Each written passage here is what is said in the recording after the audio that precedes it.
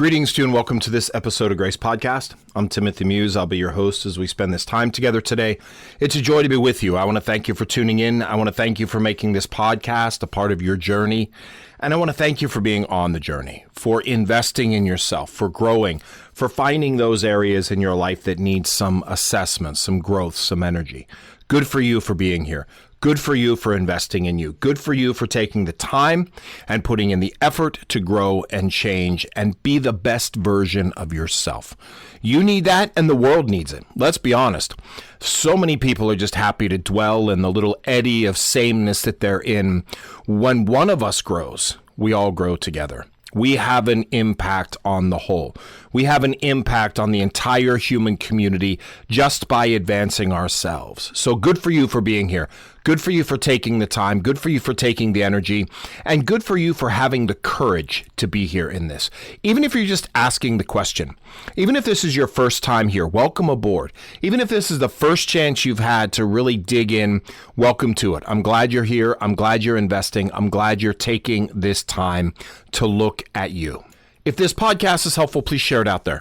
Put it out there on your social media feeds. I post on LinkedIn, X, Instagram, and Facebook. If you follow me or the podcast on any one of those feeds, you're going to see these episodes. Then share them. Put it out there. Tag me in it. I'd love to see where you are. I'd love to see where you're listening at. If you're on one of the listening platforms, Spotify, iHeartRadio, or Amazon Music, follow us, give us a rating and review. Every positive rating and review tells the platform people are listening, and you'll get notifications when a new episode comes out. And if you want to reach out to me directly, GraceLifeCoaching.com is the website. I would love to hear from you, GraceLifeCoaching.com. Today I want to talk about something that affects every single one of us. Whether you realize it or not, you're alive, you're a human, so it's going to affect you. And that is negativity bias. Have you ever had a good day when 10 things go good and everything happens great, and then one bad thing happens, and guess which one you're going to look at? The bad thing. When somebody compliments your work, your spouse thanks you for something, you got through your to-do list and your favorite team won, but then one person made a critical comment and suddenly that's all you can think about. If you've ever experienced that, you're not broken, you're human. So I want to explore what negativity balance is, why our brains are so wired this way, how it affects our relationships, careers, health, and happiness, and most importantly, some practical ways to overcome it. So by the time we get to the end of this, you'll have several tools that you can begin using immediately to retrain your thinking and reclaim your peace. But before we go there, let's dig into what negativity balance is. Negativity balance, negativity bias. Negativity bias is our brain's tendency to pay more attention to negative experiences than positive ones. Negativity bias is our brain's tendency to pay more attention to negative experiences than positive ones. Psychologists have studied this phenomenon for decades. Negative events tend to capture our attention more quickly, stay in our memory longer, impact our emotions more deeply, and influence our decisions more strongly. Think about this. You read an online review. You want to go and you want to look at a restaurant. You're going to go to a new restaurant and you go to the reviews to see what it is. And the restaurant has 500 positive reviews and 10 negative ones. Which reviews do you think you're going to read first? The negative ones. Why? Because our brains are constantly scanning for danger, problems, and threats. We are wired to protect and project. Now, thousands of years ago, this was helpful. Our ancestors who noticed the rustling bush that might contain a predator were more likely to survive than those who ignored it. So deep in our ancient training, deep in our ancient brain, there is this hardwire to pay attention to what might be damaging to us. Now, the brain learned an important lesson then: pay attention to danger. The problem is that our modern brain still operates with this ancient programming. We still operate that way. That's not something that we have gotten rid of. But today's predators are not saber-toothed tigers in the bush. Today's predators are usually criticism, rejection, financial stress, social comparison, and fear of failure. Our brains react to these situations as if survival is at stake. So what was hardwired into the ancient brain, which protected our forefathers and foremothers from imminent danger, is still there. We still look for predators, but they're not hiding in the bush. They're hiding in different ways. They're hiding in those criticisms and rejections and those financial stresses and those social comparisons and that fear of failure. Our brain reacts to these situations as if survival is at stake, which is why they can not only be so profound, but that's what we look for immediately. That's negativity bias. And here's the thing. Negativity bias, it shows up in daily life. We see it all the time. We might not even realize it. We might not even realize where negativity bias shows up, but it does. It shows up in real life all the time. It shows up in relationships.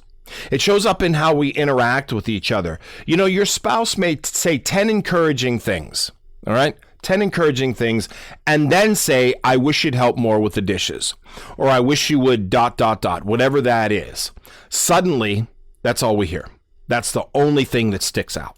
Negativity bias causes us to magnify criticism and minimize appreciation.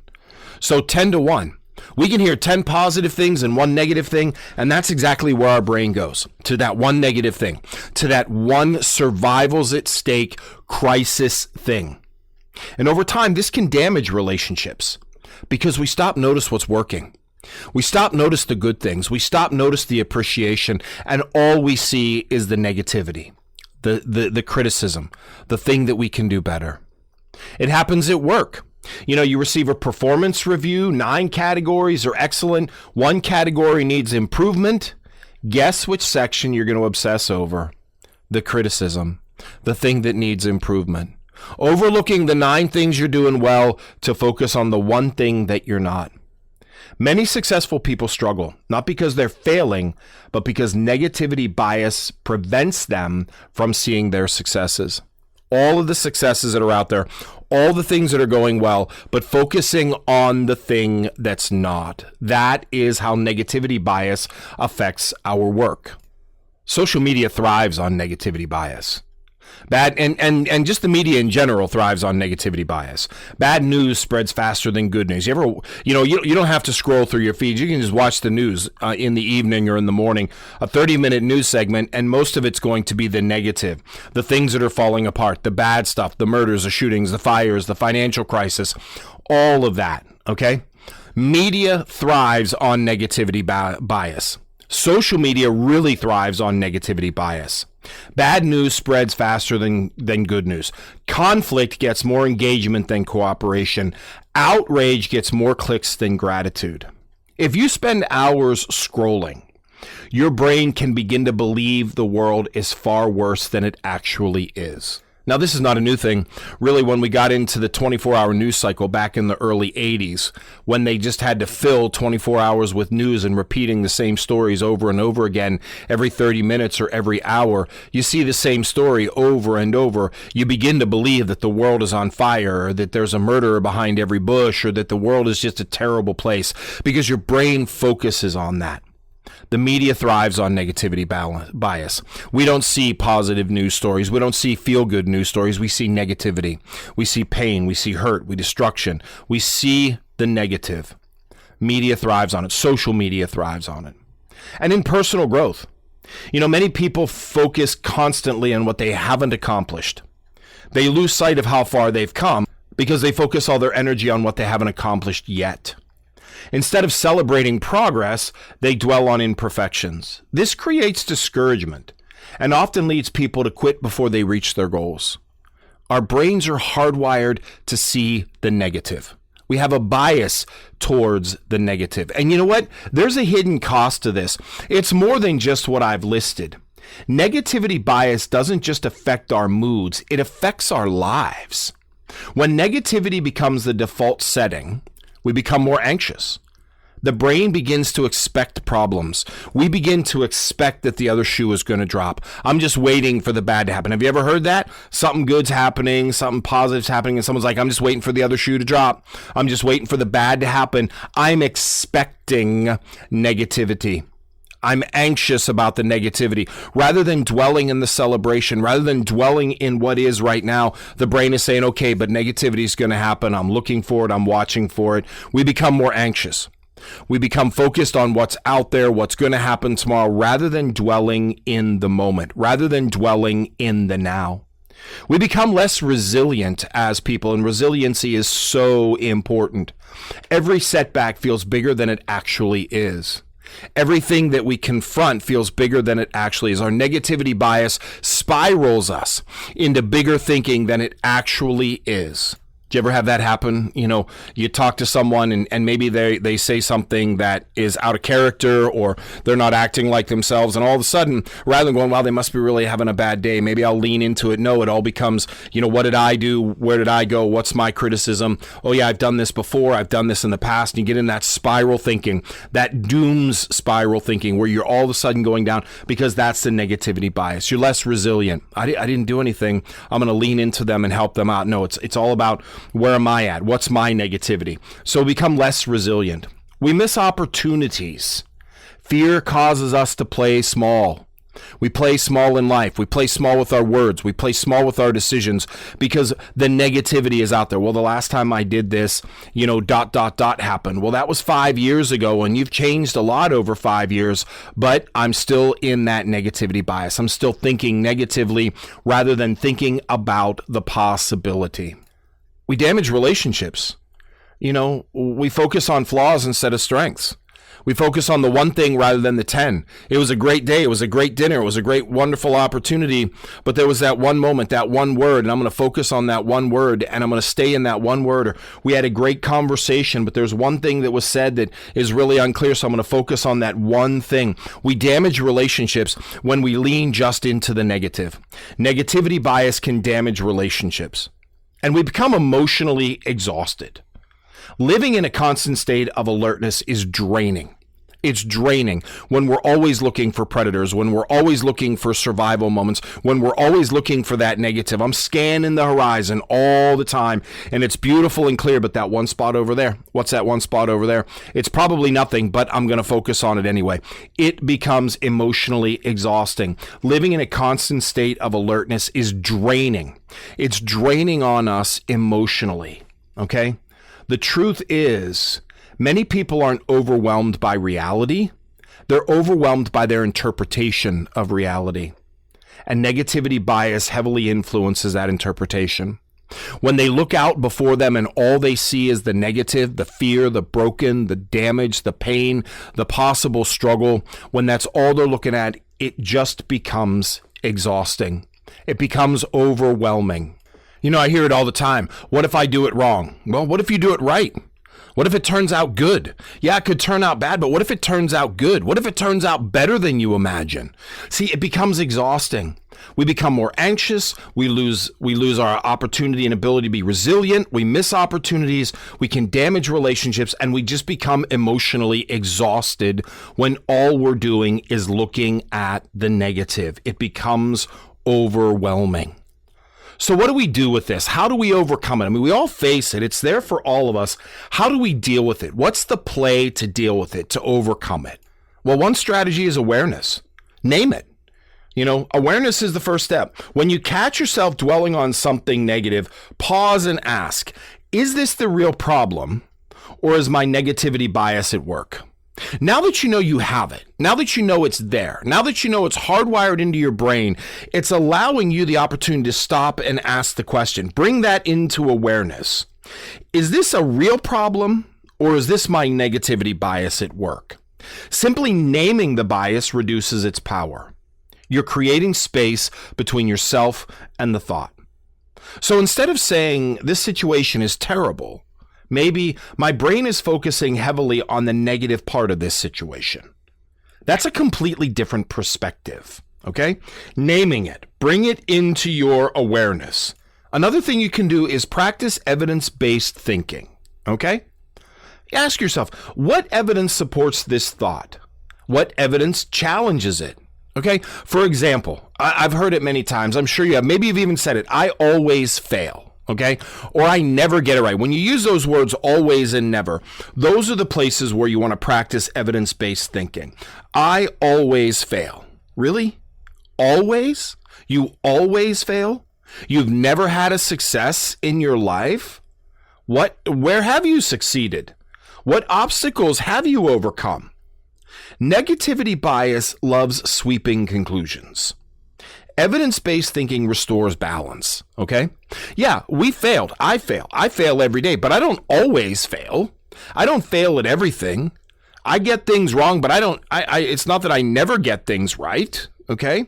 So when we dwell in that never always thinking, when those words come up, I never get this right, or I always fail, that is a really good place to stop and step back and say, okay, I need some evidence-based thinking here. I need some evidence-based thinking to really challenge this thought. What evidence do I have to support this thought? Have I done this before? Yes. Has it failed? Yes. Okay. But have I also done this before and it succeeded? Yes. Okay. So I don't always fail. Sometimes I fail. Sometimes I succeed. Evidence-based thinking restores balance. Okay. It restores the balance one to the other. I don't always, or I don't never. Maybe I do more in this because I don't know much about it, but I try anyway. Maybe I do less in this because I know more about it and I mess up sometimes.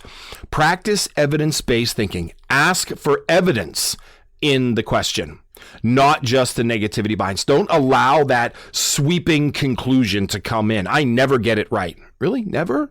Never? You don't ever get it right? That's evidence-based thinking. You know, and you can keep a daily win list. This is another strategy. Keep a daily win list. Every day, write down 3 things that went well. 1 thing that you're proud of. 1 thing you're grateful for. This simple exercise trains your brain to notice the positive experiences. Okay? Remember, the goal isn't toxic positivity. You're not, oh yeah, this is great. You don't want to become a Ned Flanders from The Simpsons. The goal is balance. You're not ignoring problems. You're refusing to ignore the blessings, the good things, because negativity bias will want you to ignore the blessings, the good things. Negativity bias will just want you to see the bad stuff. Keep a daily win list. Very important stuff because it helps you to see that not everything is bad. And you can use the 10-10-10 question. Great thing. You know, when something upsetting happens, ask yourself, how will this affect me in 10 minutes, 10 months, 10 years? Many things that feel overwhelming today won't matter next month. This technique helps put challenges into perspective. This is not glossing over. This is not ignoring. This is just saying I'm keeping things in perspective. Okay? I'm creating balance in my life. And another thing, we talked about this a lot, was social media, still very important. Curate a mental diet. All right? Just as food affects your body, information affects your brain. So pay attention. Pay attention to the news consumption, the social media use, the conversations, the entertainment. Ask yourself, does this consistently leave me feeling informed and inspired and empowered? Or does it leave me fearful, angry, and discouraged? Protecting your mental environment isn't weakness, it's wisdom. Okay? So notice those things that draw out your negativity. You are not required to read them. You are not required to stay scrolling to them. You are not required to continue to follow them. So curate your mental diet. Curate a diet mentally that you're ingesting good things and not just toxicity. I'm not saying you don't, look at the news. I'm not saying you don't look at the ills of the world. You want to stay informed, but this is about balance. If you want to have a balanced life, then you have to make sure that your negativity bias is being challenged by positivity, because our brain's not going to do that automatically. Our brain will automatically go to the negative. Negativity bias is very real, and we have to confront it. We have to be intentional about confronting it. So here's a mindset shift for you here. Instead of asking what's wrong, start asking what else is true. Yes, the project failed, but what else is true? You learned something valuable. Yes, the relationship ended, but what else is true? You grew stronger. Yes, today was difficult, but what else is true? You made it through it. Negativity bias wants to narrow your vision. It wants you to only see the negative. Growth expands it. There is almost always more to the story than the worst part. When we become aware of that, when we start looking for more than just the worst part, we can start to see that the story is far more expansive than we originally thought. So here's my challenge for you, all right? Become a detective of the good, all right? Every day, I want you to notice one success, notice one blessing, notice one moment of joy, notice one thing you did well. Write them down. Your brain has spent years becoming highly skilled at finding problems. Your brain has done this over and over and over again. I'm in my 50s, so my brain has been doing this for 50 years. So it's time to retrain your brain. It's time to teach it to recognize possibilities. Remember, overcoming negativity bias doesn't mean pretending it's all perfect. No, it means seeing life more accurately. The world contains difficulties, my friends, but it also contains beauty. Your life contains challenges, but it also contains victories. Your story contains pain, but it also contains growth. The more balanced your perspective becomes, the stronger, calmer, and more resilient you will be. That's what I got for you for today, my friends. I hope it's helpful. If it is, please share it out there. Put it out there on your social media feeds. I post on LinkedIn, X, Instagram, and Facebook. If you follow me or the life coaching on any one of those feeds, you're going to see these episodes. If you're on one of the listening platforms, Spotify, iHeartRadio, or Amazon on Music, follow us, give us a rating and review. And if you want to reach out to me directly, GraceLifeCoaching.com is the website. I would love to hear from you. At Grace Life Coaching, we want you to be the best you.